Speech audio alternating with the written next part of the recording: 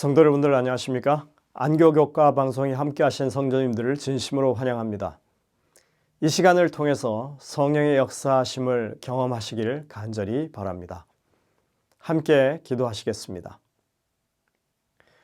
하늘에 계신 아버지 하나님, 오늘도 우리의 삶에 역사하셔서 이 하루가 주님의 뜻 가운데 행할 수 있는 하루가 될 수 있도록 도와주시고, 말씀을 통하여 우리의 갈 길을 분명하게 깨달을 수 있도록 하여 주시옵소서.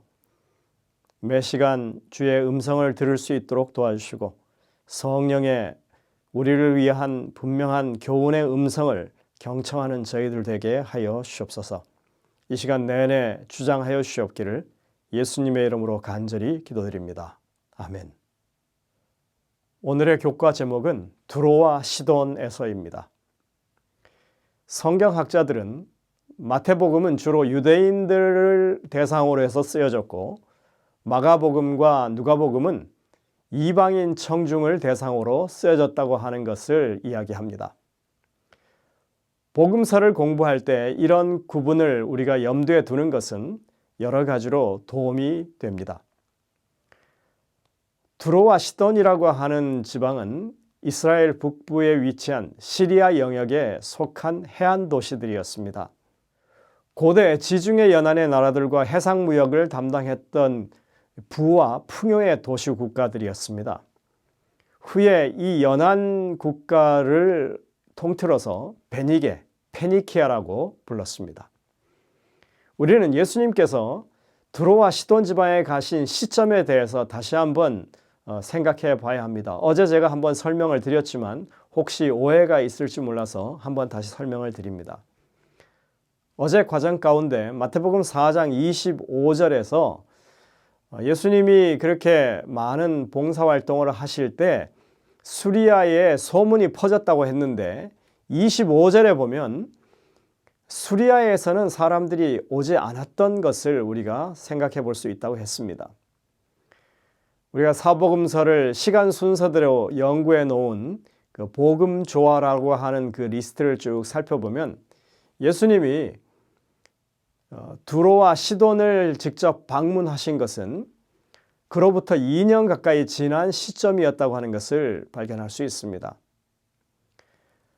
우리는 마가복음 3장 8절에서 또 어떤 구절을 보냐 하면 예수님의 소문을 들은 수리아 사람들이 많이 예수님을 찾아왔다고 이렇게 하는 말씀을 찾아볼 수 있습니다.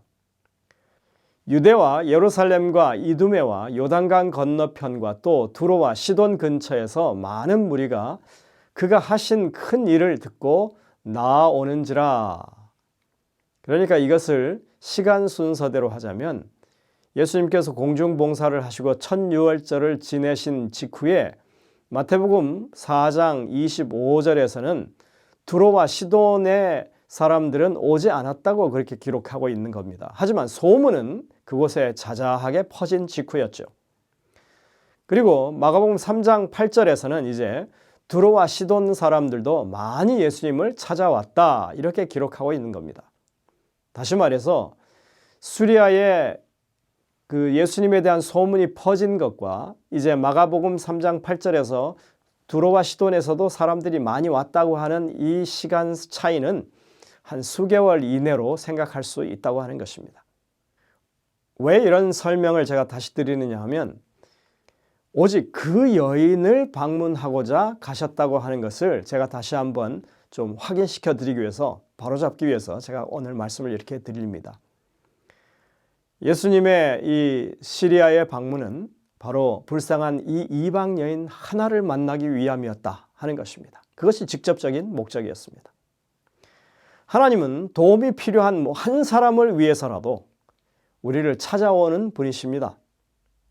마치 사마리아의 수가성에 그 여인을 만나기 위해서 주님께서 일부러 사마리아를 경유해서 가셨던 것과 같은 것입니다. 여러분들 기억해야 합니다. 우리 주님은 보잘것없어 보이는 사람도 주님이 필요로 하는 그런 사람이라면 결코 지나치지 않으신다고 하는 것입니다. 이제 오늘 내용을 좀 살펴보겠습니다. 오늘 여러분들이 시간을 좀 내셔서 마태복음 15장 22절부터 28절과 마가복음 7장 24절부터 30절을 찬찬히 읽어보시기를 제안드립니다. 여기에는 자기 딸이 흉악한 귀신에 들려서 고통당하고 있는 한 어머니가 예수님께 나와서 딸의 병을 고쳐달라고 간청하는 그런 애처로운 이야기가 소개되고 있습니다.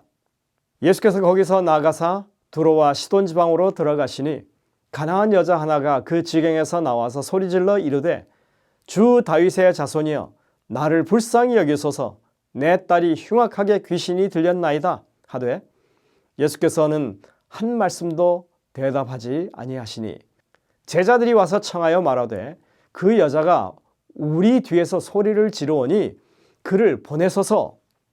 예수께서 대답하여 이르시되 나는 이스라엘 집에 잃어버린 양 외에는 다른 데로 보내심을 받지 아니하였노라 하시니 여자가 와서 예수께 절하며 이르되 주여 저를 도우소서.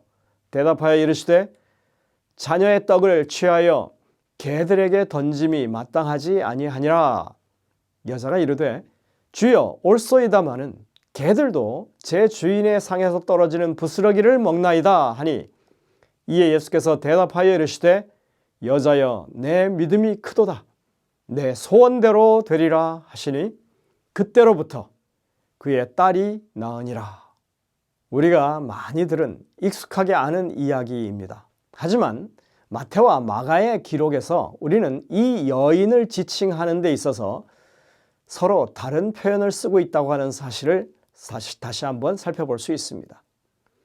그 여인을 표현하는 방식의 차이는 사실 많은 것을 시사해 줍니다.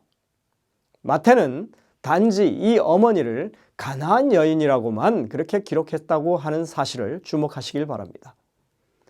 이와는 달리 마가는 이 여인을 묘사할 때 헬라인 또는 이방인이라고 하면서 성경에서 유일하게 페니키아의 수리아 사람을 일컫는 말인 수로보닉의 족속이라고 하는 용어를 여기서 사용하고 있습니다. 아주 그 여인에 대해서 독특한 추가 정보를 상세하게 제공하는 것입니다. 마태복음이 유대인들을 위해서 기록된 복음서라면 그 15장에 기록된 이 이야기가 그들의 역사 배경과 세계관 속에서 어떻게 받아들여질 것인지를 한번 생각해 보시길 바랍니다. 마태복음을 읽는 유대인들은 이 여인을 멸시받아 마땅한 이방 여인으로 그렇게 봤을 것입니다. 그들에게 있어서 가나안 족속은 우상을 숭배하는 무리고 그들의 그 악한 생활 방식과 관습이 유대인들에게는 항상 신경 쓰이고 걸리는 그런 존재들이었다고 하는 것입니다. 이것은 오랜 시간에 걸쳐서 형성되어 온 그들의 일종의 사상이었습니다. 여러분들 재림교회 안에서 술 마시는 사람, 담배 피우는 사람, 그리고 아무 음식이나 막 먹는 사람, 이런 사람들에 대해서 별로 탐탁지 않게 여기는 그런 시선과 비슷한 것이라고 보시면 됩니다. 술고래를 구원 대상으로 보고 도움이 필요한 구도자로 바라본다고 하는 것 좀 생소할 수도 있죠. 담배 골초가 복음이 필요하고 그들을 하나하나를 하나님께서 사랑의 대상으로 여기신다고 하는 것, 어떤 인종이든 간에 어떤 신앙적 배경이든 간에 어떤 인성을 지닌 사람이건 상관없이 하나님께서는 그들을 결코 소홀히 여기지 아니하시고 모두 다 소중한 영혼으로 여기신다고 하는 것을 우리가 인정하는 것이 필요한 것입니다. 재림교인들에게 이것은 분명한 도전이 되어야 합니다. 예수님 당시의 제자들도 우리와 다르지 않았습니다. 그들은 이 여인이 신실한 믿음을 가지고 하나님 나라의 일원이 될 수 있는 사람이라고는 생각지 않았던 것입니다. 반면에 마가복음을 읽는 이방인의 시각에서 이 이야기를 한번 보시기를 바랍니다. 이방인 독자들은 이 이야기에 대해서 마태복음의 청중과는 다른 반응을 보였을 것이 분명합니다. 이방인들은 유대인들이 가나안 사람들에 대해 생각하는 그런 부정적인 생각을 결코 하지 않았을 것입니다. 이방인들은 이 여인을 그저 페니키아에서 태어난 수리아 혈통의 평범한 헬라 여인으로 봤습니다. 이방인 입장에서는 그냥 보통 한 여인인 것입니다. 그런데 예수님께서 자신들과 같은 이방인 중 한 여인을 찾아가셔서 그 여인의 고충을 해결해 주신 것입니다. 이방인들에게 이 여인은 민족적, 국가적인 배경을 떠나서 그저 딸의 생명이 염려돼서 주님께 치유해 주시기를 간청하는 한 사람의 가여운 어머니로 보인 것입니다. 우리는 이런 상황을 제자들로 하여금 깨닫도록 하기 위해서 주님께서 어떻게 행동하셨는지 자세히 살펴볼 필요가 있습니다. 시대의 소망에는 이렇게 설명하고 있습니다. 그리스도께서는 여인의 요구에 즉시로 응답하지 않으셨다. 예수께서는 유대인들이 의례 그렇게 하였으리라고 생각되는 태도로 이 멸시받는 민족을 대표하는 여인을 응대하셨다. 예수께서는 이렇게 하심으로써 당신의 제자들에게 유대인들이 이러한 경우에서 나타내었을 법한 냉정하고 무정한 태도를 생각하게 하셨다. 예수께서는 이후에 그녀의 간청을 들어주심으로 그 여인을 받아들이시고 동정하는 태도를 보이시고 이를 통해 고통당하는 자들을 어떻게 대해야 하는지 제자들에게 감명을 주기 위해 이 일을 계획하셨던 것이다. 시대의 소망 400쪽에 이렇게 와이슨 기록하고 있습니다. 실제로 주님은 처음에 그 여인의 요청에 대해서 아주 냉담하게 대하셨습니다. 그리고 정말 입에 담기 어려울 정도의 그런 멸시하는 그런 표현을 쓰십니다. 하지만 주님은 분명히 의도가 있으셨고 그것을 통해서 제자들에게 교훈을 주십니다. 주님의 모본은 오늘날 우리들에게도 많은 교훈을 말해주고 있습니다. 복음을 세상에 전하려는 사람들은 교회 바깥에 있는 사람들을 어떻게 그 마음으로 대해야 할 것인지 우리가 깊이 생각해야만 하는 것입니다. 교회에 찾아오는 한 영혼을 우리가 어떤 심정으로 대해야 할 것인지 우리가 깊이 생각해야 하는 것입니다. 우리 주변에 여전히 수로보니게 여인 또는 수넴 여인들이 많이 있습니다. 우리가 찾아가야 할 두로와 시도는 과연 어디일까요? 우리가 가망 없는 이방인으로 취급하고 있는 많은 사람들이 우리 주변에 살고 있고 그들이 바로 주님의 선교 대상이라고 하는 사실을 우리는 기억하고 반성해야 할 것입니다. 오늘 영감의 교훈에 보면 이렇게 권면합니다. 국경과 계급이 없는 천국 복음 전파 사업. 이것은 그리스도께서 베니게를 방문하시고 가나안 여인의 딸을 고치셨을 때 더욱 분명하게 나타났다. 이러한 경험을 통하여 제자들은 많은 사람이 구원받을 가치가 없다고 생각한 사람들 중에도 진리와 빛을 갈망하는 영혼들이 있다는 사실을 깨달았다.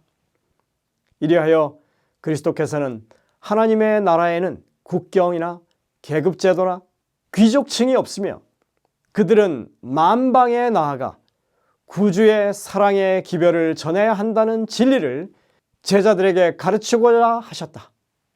사도행전 19쪽 20쪽에 있는 말씀입니다. 오늘 우리 주변에 그런 사람들에게 다가가는 하루가 될 수 있도록 여러분들 기도하시게 되시기를 바랍니다. 기도하시겠습니다. 하늘에 계신 아버지 하나님, 우리가 우리 주변 사람들에게 얼마나 무관심했는지 다시 한번 우리의 잘못을 돌아보게 됩니다. 참으로 주님께서 두로와 시돈 지방에 가셔서 한 여인을 만나시고 그 보잘것없는 여인의 간절한 소원을 이루어 주신 것처럼 오늘날 우리 주변에 있는 수많은 그런 이방 사람들에게 하나님의 복음을 증거하기 위해 우리도 주님처럼 다가갈 수 있는 그런 사역을 펼치게 인도하여 주옵소서. 교회들이 주님의 모본을 따라서 참으로 주변의 많은 사람들에게 먼저 발걸음을 옮기는 그런 역사를 이루게 주께서 역사하여 주시옵기를 예수님의 이름으로 간절히 기도드립니다. 아멘.